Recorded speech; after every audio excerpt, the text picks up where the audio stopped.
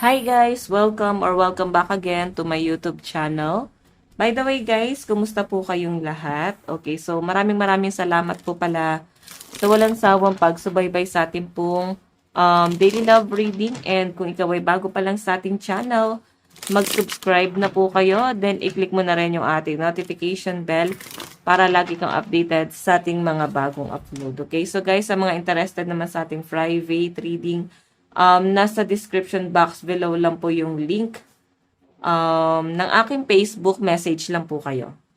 Okay, tignan natin. Kanina ba itong love reading? Meron tayong 5 of Earth. So, 5 of Wands. Okay, so yung nakikita ko guys, mukhang may pagtatalong nangyari sa inyo ng person mo. And, nakikita ko na parang dumepende or pwedeng umasa ka sa kanya. Like, for example, nagtiwala ka na pwedeng may mabago, naniwala ka na may mabago sa kanya, naniniwala ka na meron siya magandang future or yung tingin sa kanya guys ng ibang tao is black sheep. Pero iba yung paniniwala mo sa taong to guys. Naniwala ka sa kakayahan niya, sinuportahan mo siya, kahit na parang ang dami ng judgment, kahit na ang dami ng taong parang nanja-judge dito sa relasyon nyo. Kahit ang dami ng tao nagsasabi na hindi na yan worth it, mas maganda na umalis ka na, i-save mo yung sarili mo.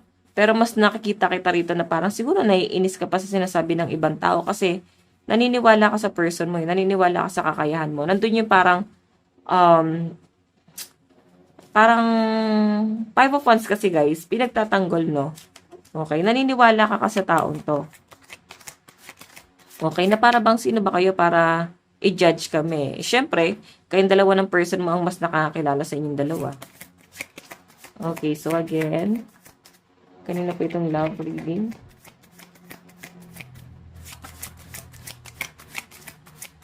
Kanina po itong love reading.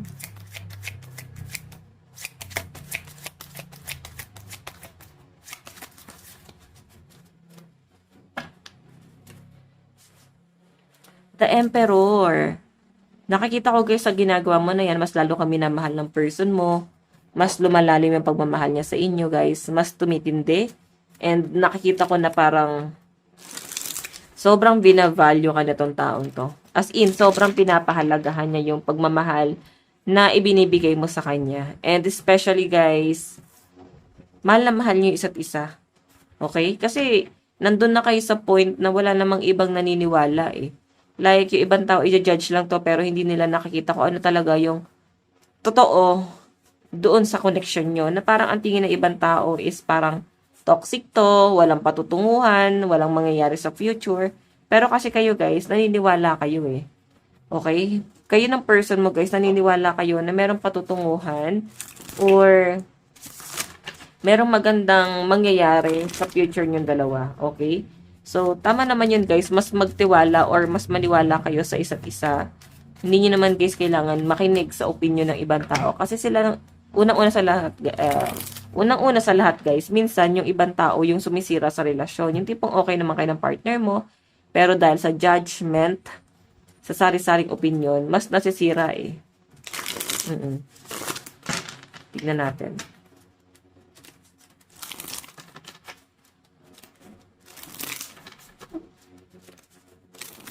Okay. Kanina po itong love reading.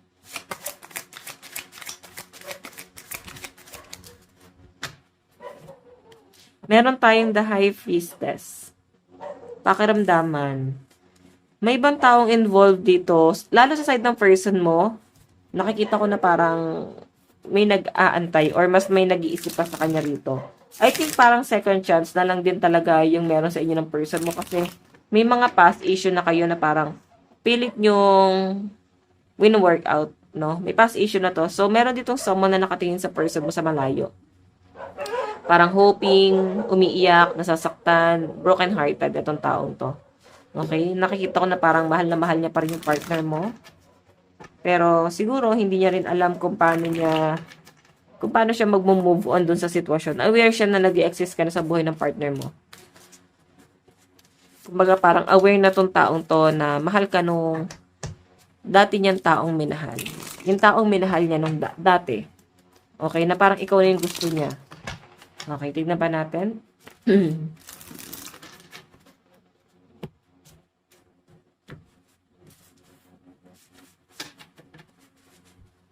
Additional message.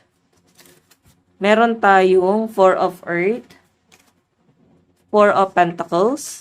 Nag-hold back talaga tong past person na to guys sa person mo. So, possible kasi guys, ito talaga yung sisira eh. Possible na ito sisira sa relasyon niya ng person mo. Itong other person. Pwedeng kaibigan niya na parang, para bang tawag dito? Inuudyukan niya or nilalaso niya yung isip ng partner mo na marami pa namang iba dyan. Mas worth it. Mas maayos. Parang ginagano niya yung person mo eh. Parang nilalaso niya yung isip ng person mo na pinamumukha niya na mas marami pang, mas maayos bukod sa'yo. Na parang deserve ng partner mo ng taong yon bukod sa inyo. Ganun po yung nakikita ko dyan. So, by the way, additional message. Additional message.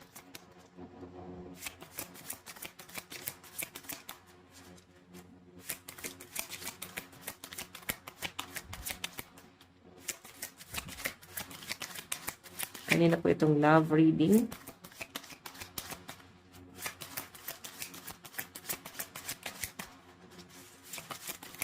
Oops. Six of Fire. Six of Wands. May nakikita ko dito guys, someone na nag-aantay talaga sa kanya. And ikaw, gusto mo ng something assurance dito sa connection na to, no?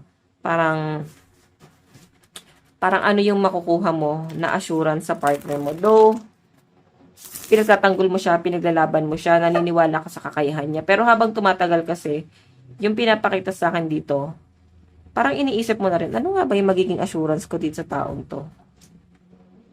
Iisipin mo na rin na may patutunguhan nga ba talaga? Alam nyo guys, ikaw yung unang taong naniwala sa partner mo. Pero kalaunan kasi guys, pwede yung paniniwala na yon mauwi siya based sa disappointment na may isip mo na baka nga hindi na siya worth it ilaban. Kagaya nga sabi ko guys, mukhang second chance na yung nangyayari sa inyo ng person mo. Okay? Nagkaroon na to ng second chance and isa pa, ang nakikita ko dyan, pinili mo siya at pinagtatanggol mo pa siya sa ibang tao. Pero sa totoo lang guys, concern lang talaga sa inyo yung ibang tao. Kasi naisip nila, baka masaktan ka rito. Gagawin ka lang tanga nitong taong to. Ikaw lang mag-suffer. So, sobrang concern lang talaga sila sa inyo. So, ikaw kasi bilang matigas sa ulo, alam mo yung ginagawa mo. Okay? Kilala mo yung partner mo. Tingnan pa natin. Additional message. Additional message. Kanina po itong love reading.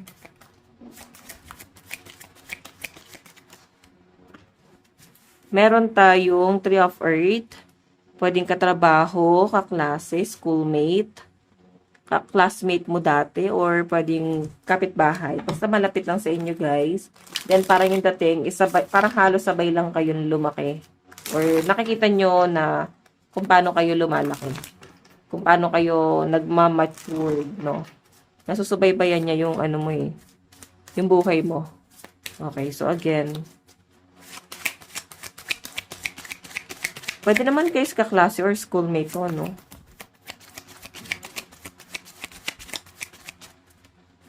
Meron tayong the world. Moving on. Hindi ka totally na-attach dito sa taong to. Mas nakikita kita na someone na mas gusto mong mag-move on. Nakikita kita na someone na mas nagiging practical. Hindi ka totally attached dito sa person mo. And nakikita kita na someone na iniisip mo pa rin syempre kung masasaktan ka or hindi dito sa connection na to. Again. Kasi sobrang guarded ng energy mo dyan.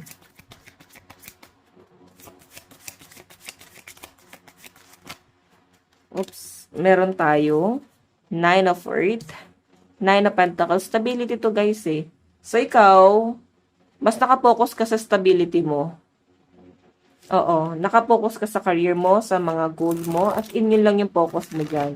Hindi ka naman totally nakapokus sa love life mo eh. Kumbaga, yung love life is parang bonus na lang kung ibibigay sa inyo ni universe. Pero mas nakikita ka sa someone na mas nagpo-focus ka sa stability mo. Especially sa mga responsibility, sa family. Tignan natin. Oops. Meron tayong Knight of Earth. Knight of Earth. So, ito naman guys, Knight of Pentacles. Unti-unti ka nagmamatured, no? Feeling ko dahil sa mga pinagdaanan mo sa buhay. Kaya mas nagmamatured ka ng ganito. Okay? Ang dami mo ng, pinasok na trabaho, ang dami ng challenge na nangyari sa buhay nyo. Kumbaga, madami ka ng pinagdaanan eh. So, nakikita ko nga guys, alam mo na eh, kung paano mag-a-adjust sa buhay. Kasi parang lahat na pagdaanan mo na. Okay, so again.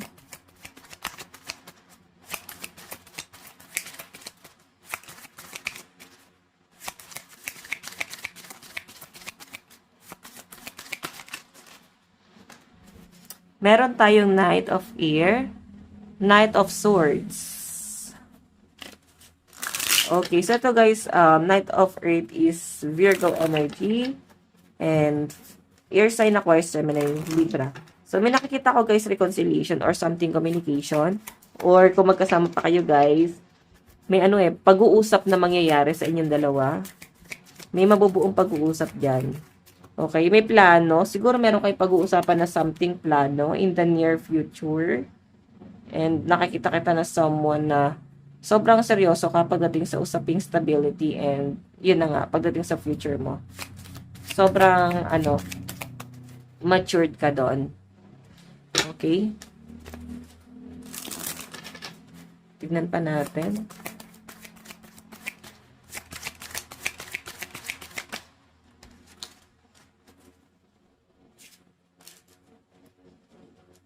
Page of Earth.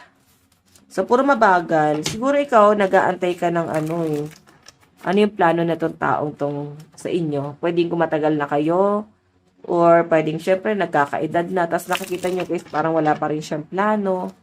So, nag-aantay ka pa rin dito. Parang worth it ba itong pag-aantay na to, or baka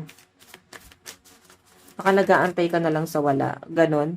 Meron tayong Four of Fire. So, ito guys, Four of Fire is Four of Wands. Diba? Parang nag-aantay ka na lang ng ano yung kaya niyang ibigay sa inyo, guys. Okay? Nakikita kita na someone na mas mature dito sa person mo. Ang problema lang, guys, magmamatured ba tong person mo? Kasi kung ikaw, goal-oriented ka, sobrang matured mo, din yung partner na pinili nyo guys is hindi. Tanungin mo na lang sarili mo kung may patutunguhan ba yung ganitong klase ng connection.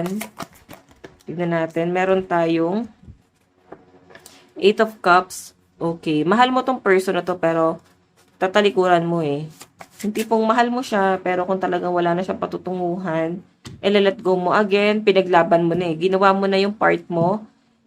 Ginawa mo na yung obligasyon mo para sa connection na to, ipinaglaban mo naman, minahal mo naman, pero kulang, no? Hindi sapat na ganun lang yung binibigay mo sa kanya.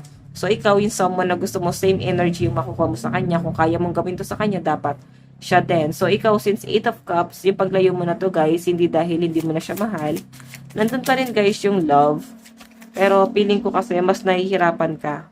Mas gusto mo na lang mag-heal kaysa habang buhay kang nasasaktan kahit sabihin na natin mahal mo to at nag-aantay ka. 'Di ba? Meron tayong Two of Swords. So, hesitate ka dito, no? Okay. Dadalawang isip ka dito. Tingnan pa natin. Meron tayong Ace of Swords. Ace of Swords. Eto guys, sinasabi lang, medyo may pagka-impulsive yung person mo. Like for example, pabigla-bigla siya ng mga desisyon niya sa buhay. Na parang minsan hindi niya to napag-iisipan po. Parang hindi niya napaplanuhan ang mga bagay-bagay. Ten of Cups family, yun talaga no, yung parang pinapangarap mo. Kumbaga, nilulook forward mo na yung future nyo and nakikita mo na siya na someone na siya na talaga yung magiging part ng family mo. Parang bubuo kayo ng family together. Nakikita kita na someone na ganun. Ang problema lang guys, Ace of Swords eh. Pangarap mo to, pero ang tanong, pangarap ba niya? Kasi medyo mahirap ang isettle yung mindset ng person mo. Nakikita ko pa siya na someone na medyo immature. Marami pa siyang gustong gawin. Dami pa siyang gustong expand sa buhay niya. Meron tayong Nine of Pentacles. Stability talaga to guys. Ikaw yung someone na practical and nakapokus talaga sa stability. Ikaw talaga yung someone na gusto mong i-secure lahat. Then, once na ma-secure, parang ganito, doble kahit tayo ngayon, maghanap buhay tayo, magtrabaho tayo. Then, once na makuha mo yung security na yon is, doon ka na mag-iisip eh.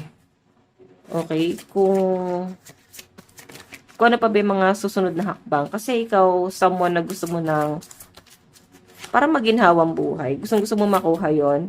Kasi yun yung bagay na parang hindi mo na-experience sa family mo, na parang gusto mo ipa-experience sa anak mo, din sa family mo.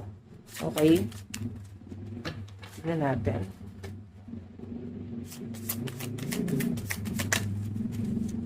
Meron tayong Knight of Cups.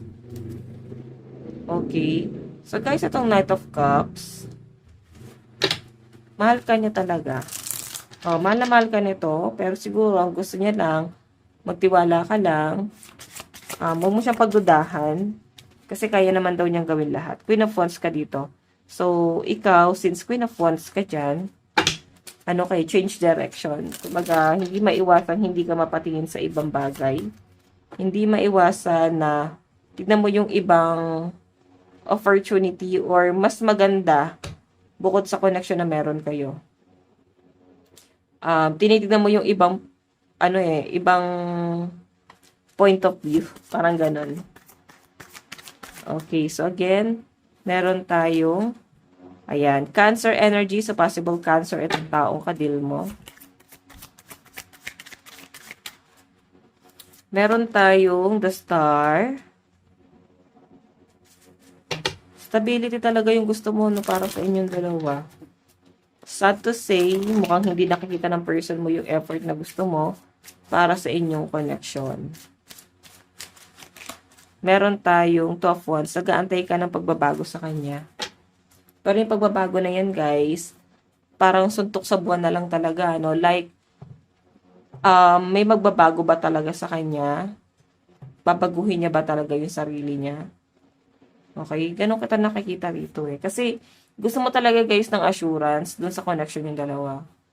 Gusto mo talaga ng stability, kung meron man siya kayang i-offer sa'yo na stability. Okay? Tignan pa natin. Doon tayo sa energy ng person mo.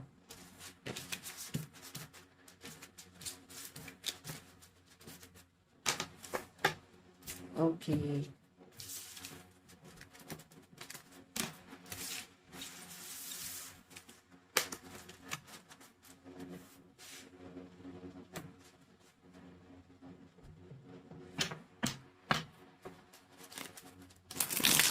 Okay, ano yung nararamdaman ng person mo sa connection yung dalawa?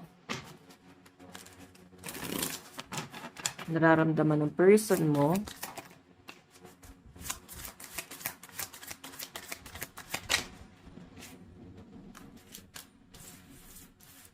Meron tayong Ace of Fire. Ayan o, unti-unti siya guys, naboburn. Unti-unti siyang sinusunog ng mga desisyon niya sa buhay. Yung pagka-impulsive niya dito guys. Nakikita ko dito na parang nagigilty itong tao to. Or feeling niya nilalamon siya, mga maling desisyon niya sa past. May mga pinagsisisihan po ito. Tapos 10 of water pa to, 10 of cups. Especially kung yung mga plano mo about sa future, stability, and family, isa yun sa mga nagiging regret niya rito na parang bakit siya naging impulsive, bigla siya lumihis ng landas, hindi siya masyado nag-focus. Then, the Chariot, hindi niya grinab yung opportunity, masyado siya naging kampante or something hambog. Nakikita ko sa kanya guys, yung pagiging impulsive niya before, ito yung nagiging parang ito yung naging kahinaan niya siguro ngayon. Yung pagiging impulsive niya. Kasi gusto niya guys nung mabilisan. Gusto niya mabilis makuha yung mga bagay-bagay. Then, yung mga biglaan decision niya na yan guys, yung parang sumisira talaga sa kanya. Okay, tignan natin paano kanya nakikita ngayon. Paano ka nakikita ng person mo ngayon.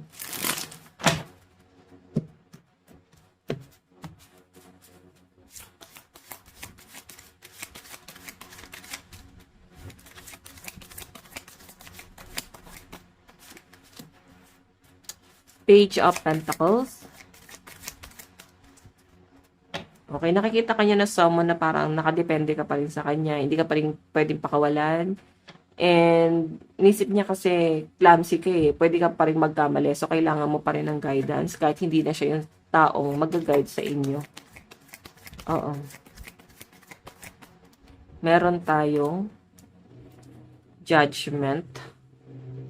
So, mapapaisip ka pa rin kayo sa kabilang banda na para bang kahit ganon yung sistema, siya pa rin yung liwanag sa dulo ng kadiliman. Parang ganon.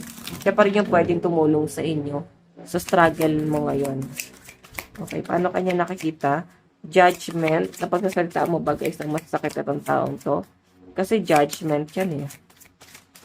Pwede na husgahan mo na pagsasalita mo ng masakit. Or feeling niya guys, masakit ka magsalita sa kanya. Nanunumbat ka ba? Paano kanya nakikita? Nakikita kanya na someone na 7 of Fire, adventurous. Parang gusto mo na something, expansion sa buhay. 7 of Fire, nakikita kanya na someone na nandun yung dedication mo sa bagay-bagay. Yung tipong pag ginusto mo, dapat meron na siyang plano about doon. Kasi ikaw, di ka na makapag-antay ng matagal na panahon. Tapos parang wala pa rin siyang plano about sa inyong dalawa. So, nanghihinayang ka kasi sa panahon. Tapos, yung pagkakataon na sana nag-explore ka, di ba? Tignan natin. Nanghihinayang kayo. Parang sana nag-explore ka habang nag-aantay ka, pero parang pinapaasa ka niya, may mga pangako ata tong person mo na to. So, parang feeling mo ikaw yung napapahiya kasi pinagtatanggol mo siya sa ibang tao, tas parang totoo naman pala talaga yung sinasabi nila dyan, guys. Okay? Na parang napoprove mo sa sarili mo na siguro nga talagang gusto ka lang nilang protektahan. Na natin.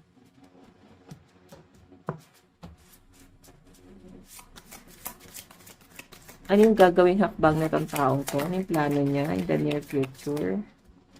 Meron tayong Page of Air kasi guys. Gusto ka rin niyang... May nakikita akong communication. Kung hindi niyo man guys totally masettle itong connection na to, is parang pababayaan ka na niya, ilalat go ka na niya. Okay, kung ano man yung magiging decision mo, parang nakadepende pa rin itong taong to guys sa mga decision mo. And siya yung nakikita kong someone na pinaglaban ka niya, pero dumarating na siya sa point na kailangan niya ng irespeto yung mga plano mo sa buhay.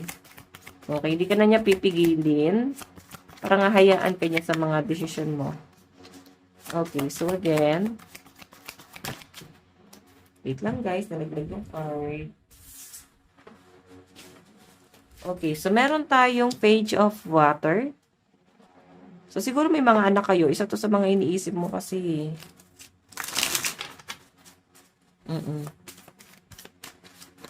meron tayong 7 of Fire. Ano yung magiging plano niya sa future? Magre-reach out to eh.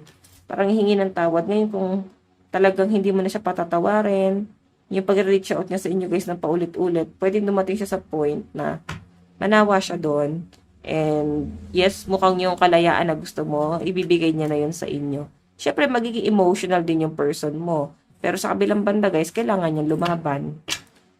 Okay? Kailangan niya maging matatag. Na parang hindi hihinto yung mundo doon lang. Na parang kailangan tuloy-tuloy lang siya. Oo. So again,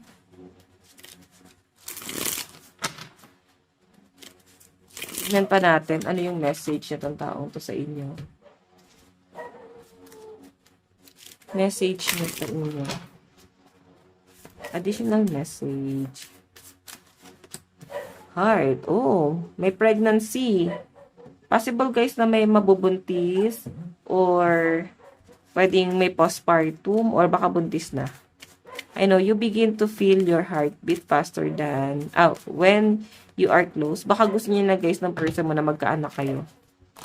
Oh, ito yung feeling niya bubuo sa kanya. Oh. Meron tayong let go. Oh. So, sabi niya dyan guys, hindi niya talaga kaya i-workout. Sige, let go na natin. Pero marami siyang pangarap para sa inyong dalawa. Marami siyang nilook forward dito para sa future niyong dalawa.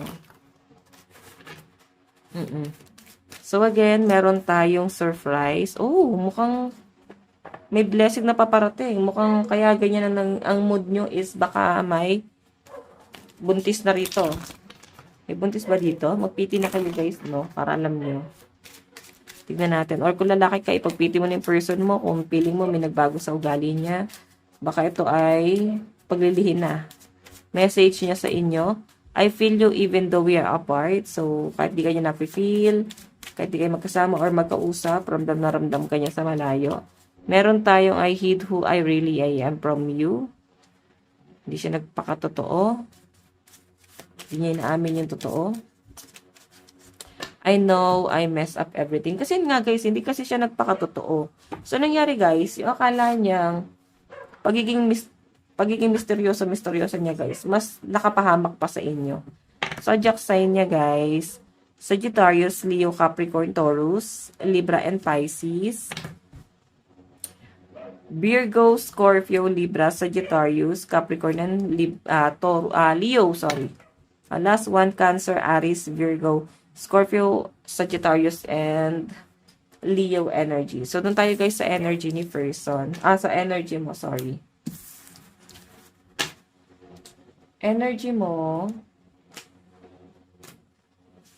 ano yung nararamdaman mo sa person mo? Nararamdaman mo sa person mo. Meron tayong, Cancer energy. So, malakas sa mga Cancer dito, no? Na nanonood dito. Meron tayong 8 of Swords. Communication to, guys, eh. Para pinipigilan mo yung sarili mo makipag-communicate. Habang tumatagal, mas tumataas yung pride mo. Oo.